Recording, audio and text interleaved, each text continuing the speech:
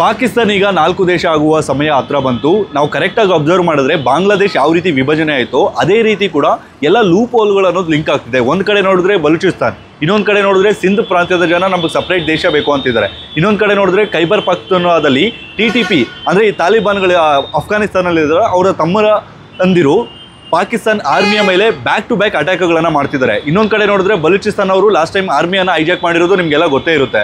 So last ಉಳ್ಕೊಳ್ಳೋವಂಥದ್ದು Pakistan ಅಂತ ಒಂದು ಪಂಜಾಬ್ ಅಷ್ಟೇ.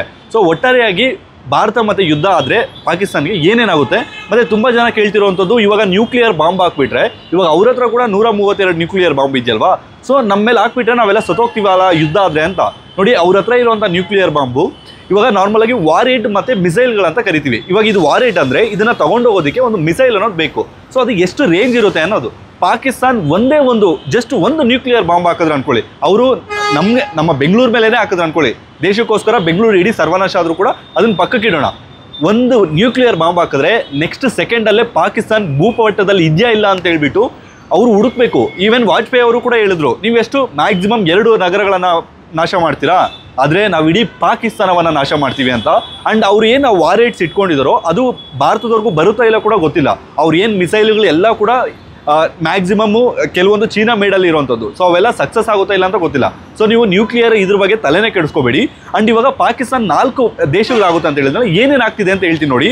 ಫಸ್ಟು ಇಂಡಿಯಾ ಮತ್ತು ಭಾರತ ಮತ್ತು ಪಾಕಿಸ್ತಾನ ನಡುವೆ ಯಾವುದೇ ಕ್ಷಣದಲ್ಲೂ ಕೂಡ ಯುದ್ಧ ಆಗುವಂಥ ಚಾನ್ಸ್ ಇದೆ. ಸೊ ಯುದ್ಧ ಏನಾದರೂ ಆಯ್ತು ಅಂದರೆ ಮೊದಲು ವಶಪಡಿಸ್ಕೊಳ್ಳುವಂಥದ್ದು POK ಬಗ್ಗೆ ನಾನು ಸಪ್ರೇಟಾಗಿ ವಿಡಿಯೋ ಮಾಡ್ತೀನಿ.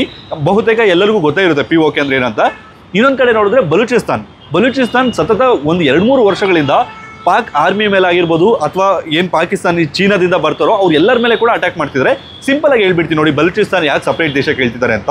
ಈ ಬಲೂಚಿಸ್ತಾನ್ ಅನ್ನೋದು ತುಂಬ ದೊಡ್ಡ ಪ್ರಾಂತ್ಯ ಪಾಕಿಸ್ತಾನಲ್ಲಿ. ಆದರೆ ಇಲ್ಲಿನ ಜನಗಳನ್ನು ಯೂಸ್ ಮಾಡಿಕೊಂಡು, ಇಲ್ಲಿನ ಖನಿಜಾಂಶಗಳನ್ನು ಯೂಸ್ ಮಾಡಿಕೊಂಡು ಯಾರು ಬೆಳೀತಿದ್ದಾರೆ ಅಂದರೆ ಪಂಜಾಬ್ ಪ್ರಾಂತ್ಯದ ಜನ. ನೀವು ಸುತ್ತಮುತ್ತಲು ಸಿಂಧ್ ಆಗಿರ್ಬೋದು, ಖೈಬರ್ ಪಖ್ತೂನ್ವಾ ಆಗಿರ್ಬೋದು, ಎಲ್ಲ ಕಡೆ ನೋಡಿಕೊಂಡ್ರು ಕೂಡ ಲಾಸ್ಟಿಗೆ ಬೆಳೆಯುವಂಥದ್ದು ಪಂಜಾಬ್ ಪ್ರಾಂತ್ಯದ ಜನ. ಸೊ ಅದಕ್ಕೋಸ್ಕರ ಈ ಬಲೂಚಿಸ್ತಾನ್ಗೆ ಒಂದು ಸಪ್ರೇಟ್ ದೇಶ ಬೇಕು ಅಂತ ಹೇಳ್ಬಿಟ್ಟು ಅವ್ರು ಅವಾಗಲಿಂದ ಕೂಡ ಹೋರಾಟ ಮಾಡ್ಕೊಂಡು ಬಂದಿದ್ದಾರೆ. ಅದಕ್ಕೆ ಬಲೂಚಿಸ್ತಾನ್ ಲಿಬ್ರೇಷನ್ ಆರ್ಮಿ ಅಂತ ಫ್ರೀಡಮ್ ಫೈಟರ್ಸ್ ಅಂತ ಕೆಲವರು ಕರೀತಾರೆ, ಕೆಲವರು ಟೆರರಿಸ್ಟ್ಗಳಂತ ಕರೀತಾರೆ. ಅವ್ರು ಲಾಸ್ಟ್ ಟೈಮ್ ಪಾಕಿಸ್ತಾನ ಆರ್ಮಿ ಅವರನ್ನು ಕೂಡ ಹೈಜಾಕ್ ಮಾಡಿದ್ರು. ಸೊ ಅವ್ರು ಕಾದ್ಕೊಂಡಿದ್ದಾರೆ. ಎಲ್ಲಿ ಈ ಆರ್ಮಿ ಅವರೆಲ್ಲ ಇಷ್ಟು ದಿನ ನಾರ್ಮಲಾಗಿ ಬಲೂಚಿಸ್ತಾನಲ್ಲಿ ಬ್ಯುಸಿ ಆಗಿದ್ರು ಪಾಕಿಸ್ತಾನ ಆರ್ಮಿ. ಇವಾಗ ಇವರೇನಾದರೂ LOC ಹತ್ರ ಬಂದರೆ ಏನಾಗುತ್ತೆ ಅಂದರೆ ಅಲ್ಲಿ ಆರಾಮಾಗಿ ಈ ಬಲೂಚಿಸ್ತಾನ ಅನ್ನೋದು ಇಂಡಿಪೆಂಡೆನ್ಸನ್ನು ಘೋಷಣೆ ಮಾಡ್ಕೊಳ್ಳೋಂಥ ಚಾನ್ಸ್ ಇದೆ. ಈಗಾಗಲೇ ಒಂದು 5 ರಿಂದ 6 ಜಿಲ್ಲೆಗಳು ಬಲೂಚಿಸ್ತಾನಲ್ಲಿ ಪೊಲೀಸರ ಕೈವಶದಲ್ಲಾಗಿರ್ಬೋದು ಅಥವಾ ಆರ್ಮಿಯವ್ರ ಕೈವಶದಲ್ಲಿ ಇಲ್ಲ. ಅದು ಯಾರ ಕೈವಶದಲ್ಲಿದೆ ಅಂದರೆ ಬಲೂಚಿಸ್ತಾನ್ ಲಿಬ್ರೇಷನ್ ಆರ್ಮಿಯವರ ಕೈವಶದಲ್ಲಿದೆ. ಸೊ ಫಸ್ಟ್ ಯಾವುದಾದ್ರೂ ದೇಶ ಆಗುತ್ತೆ ಅಂದರೂ ಅದು ಬಲೂಚಿಸ್ತಾನ್.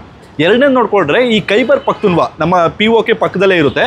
ಈ ಖೈಬರ್ ಪಖ್ತೂನ್ವಾದಲ್ಲಿ ಏನಾಗಿದೆ ಅಂದರೆ ಈ TTPಗಳು ಆ್ಯಕ್ಚುಲಿ ಈ ತಾಲಿಬಾನ್ಗಳನ್ನು ಬೆಳೆಸಿದ್ದು ಪಾಕಿಸ್ತಾನ ಅವರೇ. ಈ ತಾಲಿಬಾನ್ಗಳಿಗೆ ತಮ್ಮ ಈ TTP ಅವರು. ಸೊ ಇವರ ಗುರಿ ಏನಪ್ಪ ಅಂದರೆ ಅಲ್ಲಿ ಖೈಬರ್ ಪಖ್ತೂನ್ವಾವನ್ನು ವಶಪಡಿಸ್ಕೋಬೇಕು. ಅಲ್ಲಿ ಒಂದು ಪರ್ಟಿಕ್ಯುಲರ್ ಆಗಿ ಮುಸ್ಲಿಮ್ಸ್ ಇದ್ದಾರೆ, ಅವ್ರದ್ದು ಇನ್ನೂ ಶರಿಯಾ ಕಾನೂನನ್ನು ಇಂಪ್ಲಿಮೆಂಟ್ ಮಾಡಬೇಕು ಅನ್ನೋದು.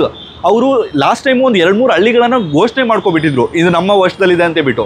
ಅಷ್ಟು ಅಟ್ಯಾಕ್ ಮಾಡ್ತಿರ್ತಾರೆ. ಇವಾಗ ಈ ಬಲೂಚಿಸ್ತಾನ್ ಲಿಬ್ರೇಷನ್ ಆರ್ಮಿ ಅವ್ರಿಗಾದರೂ ಅಷ್ಟೊಂದು ಟ್ರೈನಿಂಗ್ ಅನ್ನೋದಿಲ್ಲ. ಆದರೆ ನಿಮಗೆ ಈ TTP ಅವ್ರಿಗೆ ತಾಲಿಬಾನ್ಗಳ ಹತ್ರ ಟ್ರೈನಿಂಗ್ ಅನ್ನೋದಿರುತ್ತೆ. ಸೊ ಒಂದು ಕಡೆ ಅವ್ರ ಭಯ. ಇನ್ನೊಂದು ಕಡೆ ನೋಡ್ಕೊಳ್ಳೋದಾದರೆ ಈ ಸಿಂಧ್ ಪ್ರಾಂತ್ಯದ ಜನ ಕೂಡ ಯಾಕೆ ಇಷ್ಟೊಂದು ತಲೆನೋವಾಗ್ತಿದ್ದಾರೆ ಅಂದರೆ, ಇವಾಗ ನೀವು ಪಾಕಿಸ್ತಾನ ಹತ್ರ ಬರೀ 9 ದಿನ ಮಾತ್ರ ಯುದ್ಧ ಮಾಡೋಕ್ಕಾಗುತ್ತೆ. 9ನೇ ದಿನ ಆದ ನಂತರ ನಾವೇನಾದರೂ ಪಾಕಿಸ್ತಾನ್ಗೆ ಫ್ಯೂಲ್ನ ತಡೆದಿದ್ದೀವಿ ಅಂದರೆ, ಈ ಅರಬ್ಬಿ ಸಮುದ್ರದ ಮೂಲಕ ಫ್ಯೂಲ್ ತಡೆದಿದ್ದೀವಿ ಅಂದರೆ ಈ ಯುದ್ಧ ಟ್ಯಾಂಕರ್ಗಳಾಗಿರ್ಬೋದು ಅಥವಾ ಮಿಸೈಲ್ಗಳಾಗಿರ್ಬೋದು ಎಲ್ಲಿಂದ ವರ್ಕ್ ಮಾಡ್ತಾರೆ? ನಮ್ಮ ಇಂಡಿಯಾದಲ್ಲಿ ತುಂಬ ರಿಸರ್ವ್ಸ್ ಇದೆ, ಬಟ್ ಪಾಕಿಸ್ತಾನ ಅವ್ರ ಹತ್ರ ಬೇರೆ ದೇಶದಿಂದ ತರಿಸ್ಕೊಳ್ಳೋದಕ್ಕೆ ಆಗೋದಿಲ್ಲ.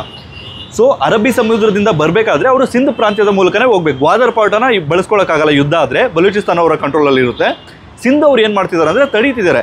ಯಾವುದೇ ಫ್ಯೂಲನ್ನು ಒಳಗಡೆ ಪಾಕಿಸ್ತಾನ ಒಳಗಡೆ ಹೋಗೋಕೆ ಬಿಡ್ತಿಲ್ಲ, ಯಾವುದೇ ಆಹಾರ ಮತ್ತು ಏನೂ ಬಿಡ್ತಾ ಇಲ್ಲ. ಸೊ ಇದೇನಾದರೂ ಕಂಟಿನ್ಯೂ ಆಯಿತು ಅಂದರೆ ಸಿಂಧು ಕೂಡ ಒಂದು ಸಪ್ರೇಟ್ ದೇಶ ಆಗುವಂಥ ಚಾನ್ಸ್ ಇದೆ. ಸೊ ಒಟ್ಟಾರೆಯಾಗಿ ಏನಾದರೂ ಇಂಡಿಯಾ ಇವಾಗ ಮುಂದುವರೆದ್ರೆ, ಇವಾಗ ಆಲ್ಮೋಸ್ಟ್ ಎಲ್ಲ ರೀತಿಯಾದ ಫೈನಲ್ ಮೀಟಿಂಗ್ಗಳನ್ನು ಮುಗಿಸಿದ್ದಾರೆ. ಆ್ಯಂಡ್ ಎಲ್ಲ ದೇಶಗಳನ್ನು ವಿಶ್ವಾಸಕ್ಕೆ ತೊಗೊಳ್ತಿದ್ದಾರೆ. ಯಾವುದೇ ಕಾರಣಕ್ಕೂ ಟರ್ಕಿ ಇದರಲ್ಲಿ ಎಂಟ್ರಿ ಆಗಲ್ಲ. ಟರ್ಕಿ ಕೂಡ ಅಫಿಷಿಯಲ್ ಆಗಿ ಅನೌನ್ಸ್ ಮಾಡಿದೆ, ಇಲ್ಲ ನಮ್ಮ ಫ್ಯೂಲ್ ಅಂದರೆ ಅವ್ರದ್ದು ಯುದ್ಧ ವಿಮಾನ ಬಂದಿತ್ತಲ್ವಾ, ಜಸ್ಟ್ ನಮ್ಮದು ಫ್ಯೂಲ್ ಖಾಲಿಯಾಗೋಗಿತ್ತು, ಅದನ್ನು ಫ್ಯೂಲ್ ತುಂಬಿಸ್ಕೊಳ್ಳೋದಕ್ಕೆ ಪಾಕಿಸ್ತಾನಲ್ಲಿ ಇದು ಮಾಡಿದ್ವಿ ಅಂತ. ಆ್ಯಂಡ್ ಇನ್ನೊಂದು, ಚೀನಾ ಏನಕ್ಕೆ ಸಪೋರ್ಟ್ ಮಾಡುತ್ತೆ ಅಂದರೆ, ಚೀನಾ ತುಂಬ ಇನ್ವೆಸ್ಟ್ಮೆಂಟ್ ಮಾಡಿದೆ ಪಾಕಿಸ್ತಾನಲ್ಲಿ, CPEC ಚೀನಾ ಪಾಕಿಸ್ತಾನಿಕ್ ಎಕನಾಮಿಕ್ ಕಾರಿಡಾರಲ್ಲಿ. ಸೊ ಅದಕ್ಕೋಸ್ಕರ ಅವರು ಇಂಡೈರೆಕ್ಟಾಗಿ ಸಪೋರ್ಟ್ ಮಾಡ್ತಾರೆ. ಡೈರೆಕ್ಟಾಗಿ ಅಂದರೆ ಇದು ಗನ್ಸ್ ಕೊಡೋದಾಗಿರ್ಬೋದು ಅಥವಾ ವಾರ್ ಏನೇನು ಬೇಕೋ ಅದೆಲ್ಲ ಕೊಡ್ತಾರೆ. ಬಟ್ ಡೈರೆಕ್ಟಾಗಿ ಅವ್ರು ಸಪೋರ್ಟ್ ಮಾಡೋಕ್ಕೆ ಹೋಗಲ್ಲ. ಯಾಕಂದರೆ ಅವರು ಡೈರೆಕ್ಟಾಗಿ ಯುದ್ಧ ಮಾಡೋದು ಯಾವುದೇ ದೇಶಕ್ಕಾಗಲಿ ನಷ್ಟ ಅಂತ ಅವ್ರಿಗೂ ಗೊತ್ತು, ನಮಗೂ ಗೊತ್ತು. ಸೊ ಅಂಡ್ ಇನ್ನೊಂದು ಅವರು ಭಾರತದ ಅಂತ ದೇಶದ ಹತ್ರ ಯುದ್ಧ ಮಾಡೋಕೆ ಹೋಗಲ್ಲ, ಅವರೆಲ್ಲ ಕೂಡ ಚಿಕ್ಕ ಚಿಕ್ಕ ದೇಶಗಳ ಹತ್ರ ಮಾಡ್ತಾರೆ. ಸೊ ಇವಾಗ ಚೀನಾ ಯಾವುದೇ ಕಾರಣಕ್ಕೂ ಎಂಟ್ರಾದ್ರೂ ಕೂಡ ಇಂಡೈರೆಕ್ಟಾಗಿ ಎಂಟ್ರ್ ಆಗುತ್ತೆ, ಅವ್ರಿಗೆ ಏನೇನು ಸಾಮಾನುಗಳು ಬೇಕೋ ಅದು ಕೊಡುತ್ತೆ. ಬಟ್ ಅದು ಎಷ್ಟು ವರ್ಕ್ ಆಗುತ್ತೋ ಎಷ್ಟು ವರ್ಕ್ ಆಗೋಲ್ಲೋ ಗೊತ್ತಿಲ್ಲ. ಅಂಡ್ ನಮ್ಮ ದೇಶದಲ್ಲಿ ಒಳ್ಳೆ ಮಿಸೈಲ್ಗಳಿದೆ. ಸೊ ಬ್ರಹ್ಮೋಸ್ ಇದೆ, ಮತ್ತು ಆಕಾಶ್ ಇದೆ, ತುಂಬ ಆ್ಯಂಟಿ ಇದಿದೆ. ಮತ್ತು ಇವಾಗ ರಷ್ಯಾದ S-400 ಕೂಡ ಇದೆ. ಸೊ ನಮ್ಮ ದೇಶ ಪಾಕಿಸ್ತಾನ ನೋಡಿಕೊಂಡ್ರೆ ಅವ್ರು ಯುದ್ಧ ಮಾಡಿದ್ರು ಕೂಡ 99% ಅಲ್ಲ 100% ಸೇಫ್ ಇರುತ್ತೆ. ರಷ್ಯಾದ S-400 ಅವ್ರೇನಾದರೂ ಬಾಂಬ್ ಹಾಕಿದ್ರು ಅಥವಾ ಮಿಸೈಲ್ ಹಾಕಿದ್ರು ಅಂದರೂ ಕೂಡ 400 ಕಿಲೋಮೀಟರ್ ಹಿಂದೆನೇ ಅದನ್ನು ಹೊಡೆದಾಕುತ್ತೆ. ಆ್ಯಂಡ್ ನಮ್ಮದು ರೀಸೆಂಟಾಗಿ ಆಕಾಶ್ ಆ್ಯಂಟಿ ಮಿಸೈಲ್ ಸಿಸ್ಟಮ್ ಕೂಡ ಅಟ್ ಎ ಟೈಮ್ 4 ಮಿಸೈಲ್ಗಳು ಅಂದರೆ 4 ಶತ್ರುಗಳು ದಾಳಿ ಮಾಡಿದ್ರು ಕೂಡ ಅದನ್ನು ಹೊಡೆದಾಕುತ್ತೆ. ಇದರ ರೇಂಜ್ ಒಂದು 25 ಕಿಲೋಮೀಟರಿಂದ 75 ಕಿಲೋಮೀಟರ್ ಅಂತ ಹೇಳ್ತಿದ್ರೆ. ಒಟ್ಟಾರೆಯಾಗಿ ಭಾರತ ಈ ಸಲ ಯುದ್ಧ ಮಾಡಿದ್ರೆ POK ವಶ ಆಗೋದ್ರಲ್ಲಿ 2 ಮಾತಿಲ್ಲ, ಮತ್ತು ಪಾಕಿಸ್ತಾನ್ 4 ದೇಶ ಆಗೋದ್ರಲ್ಲಿ 2 ಮಾತಿಲ್ಲ ಅಂತ ಹೇಳ್ಬೋದು. ಆದರೆ ಅಲ್ಲಿ ಯಾವ ರೀತಿ ಅಲ್ಲಿನ ಜನ ಇವಾಗ ಹೆಂಗೆ ಇದ್ರೂ ಕೂಡ ಸೇನೆಯ ವಿರುದ್ಧ ತಿರುಗಿ ಬಿದ್ದಿದ್ದಾರೆ, ಅದನ್ನು ಕಂಟಿನ್ಯೂ ಮಾಡ್ತಾರೆ.